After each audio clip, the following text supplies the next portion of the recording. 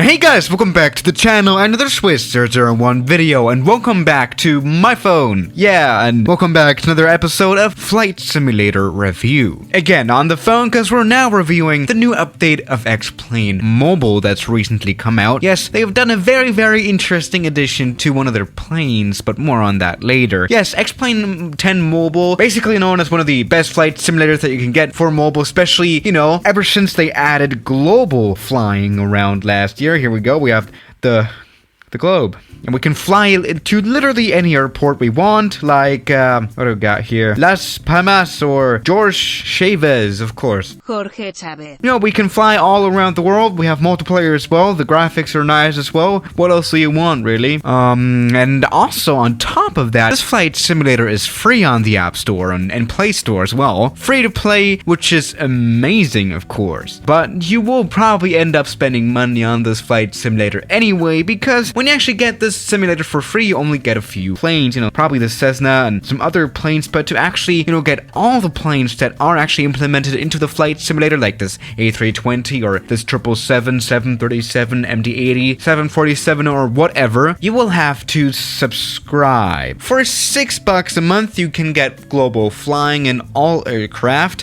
and multiplayer, which on the other hand means that if you are not able to subscribe, or if you don't want to subscribe, then you cannot fly globally and you get not all aircraft and no multiplayer either. Luckily, I'm subscribed, right? And talking about subscribing, over 60% of viewers on this channel aren't subscribed. Let's check it out. Are you as well? Maybe you should consider doing that. I never actually begged for subscribers, but now it's time to actually start doing that. And also, you know, I actually have a crazy idea. How about I start responding to every comment that you post on this video, just on a personal note. Let's just review this flight simulator a little bit further. Now, the actual new update is about the Cirrus Jet, the Cirrus SF-50, known as the most simple plane that there is. I mean, really, to start the engine, you only have like one switch, but more on that later. That one has been very much updated, so let's check it out. Again, we can fly anywhere we want. Let's go to maybe a little bit of a more exotic airport. Let's go to St. Bartholomew. See, this Cirrus Jet is actually not that much of a powerful plane, which is what is mostly criticized about it. It does take a little bit of a runway to have it actually fly, but let's go ahead and see if we can do this. All right, weather, of course, we have weather. We have precipitation, which is rain specifically. Let's get some rain in here as well. I mean, we just want to see how rain looks like here in X-Plane Mobile. Of course, let's go for time 12 local or something. And then another feature that we can have here is failures, which is very nice. For example, we can have engine fires or engine failures or something. The cool thing here is that you can set the option to could fail instead of fail. So there is a chance that it would fail, but it doesn't have to fail. Isn't that cool? You do not get this in the modern flight simulators, which is interesting, but we're right now downloading something. I guess right now we are downloading the actual plane, and that's really half a gigabyte of Cirrus Jet. That is gonna be interesting. Alright, there we go. After some loading time of downloading the plane, we are greeted with this screen. Hold the device comfortably. Let's just go ahead and hold the device comfortably. Alright, yeah, welcome to St. Bartholomew and X-Plane 10 Mobile. As you can tell, we have 3D buildings, something that's not particularly with every flight simulator for mobile, right? This looks great. The runway actually has very nice texture to it. Honestly, that's even better than some of the X-Plane 11 desktop textures. Now the renewed Cirrus Jet, and it really looks better just from the primary flight display. You do see a difference, which is not the updated G1000 panel. Obviously, everything works, which is great. I mean, this is the G1000 after all, right? We can set a flight plan, which is something that's actually very annoying in the G1000 panel, because you have to enter every letter by scrolling through the letters. As you can see right here, we have to use the scrolling knob to put in every letter of our airport code, for example. That's also what it's like in real life, by the way. Now, I've already said that the Cirrus Jet has a very simplistic, well, design. Here we go. We have the engine run and off button. We can have it run by switching it to run, and we can have it turn off by switching it to off. And that's all that is to flying this jet plane. plane. And talking about flying this jet plane, let's go ahead and fly this jet plane. There we go. Let's just go for full power. And, oh, I think the engine sound has been remodeled as well. That sounds really nice. I've never actually flown a Cirrus Jet in real life ever, but I've flown the Cirrus SR-20, of course. And, yeah, this flies quite nicely. And actually, I'm not that worried about taking off anymore. There we go. We are in the air. Let's put the landing gear up. And there's quite a bit of turbulence going on. And we did not use any flaps on this takeoff. That's another story. And there we go. We are off here in the Caribbean with weather that's probably not very usual here in the Caribbean, right? And now crashing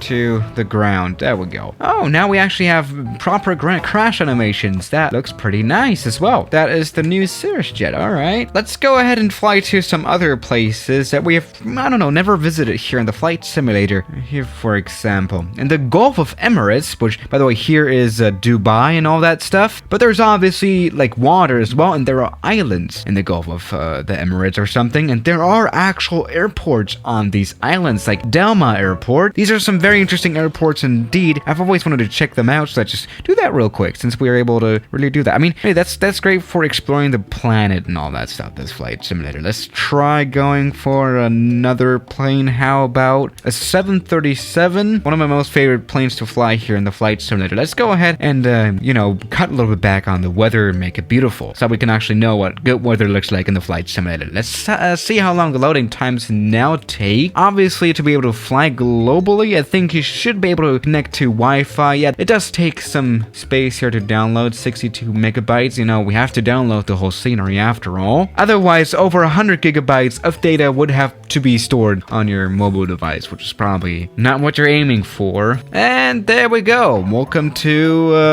well, the Gulf of Mexico. And this is what this island looks like. It's not amazing. That, yeah, you know, that's great. We can zoom back, of course, to see the whole of the Gulf here. And as I've already said, Dubai is over here. You can actually kind of see it. Let's try taking off the 737. Again, a plane that I really like to, you know, fly here, an X-plane. As always, every button that shows up now is usable here in the mobile flight simulator, which could be scary as well. I mean, you know, as amazing as this flight simulator is, it can be a little, you know, challenging to press all these buttons properly and use the FMC as well, which is why I would prefer to fly smaller planes, I guess. But let's go ahead and take off. Put the flaps down, and we can set off the brakes, and there we go. We are rolling indeed, and things are looking good, I guess. We are now taking off. Perfect. Now, something that I actually haven't taken a look at just yet, really, was the multiplayer that's also implemented into this flight simulator. Let's go to the multiplayer that's also implemented into this flight simulator then. There we go. Massive multiplayer. Let's see.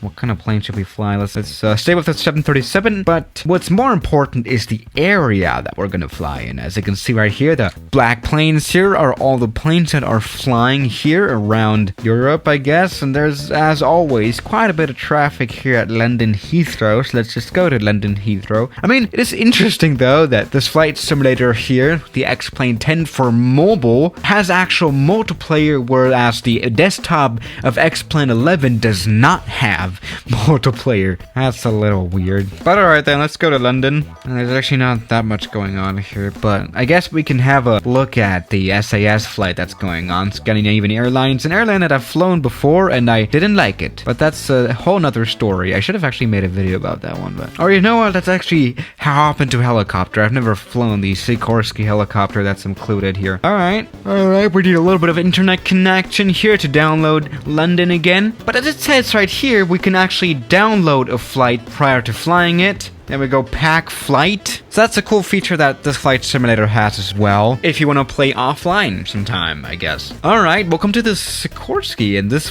you know, this actually looks pretty beautiful here. Very nice looking cockpit, but I'm scared to fly this one. Okay, let's go ahead and set off. Alright, we are flying. We are flying indeed. Actually, it was a good idea to come to London so that we can actually have a look at what a city looks like, for example. Here we go, this is London.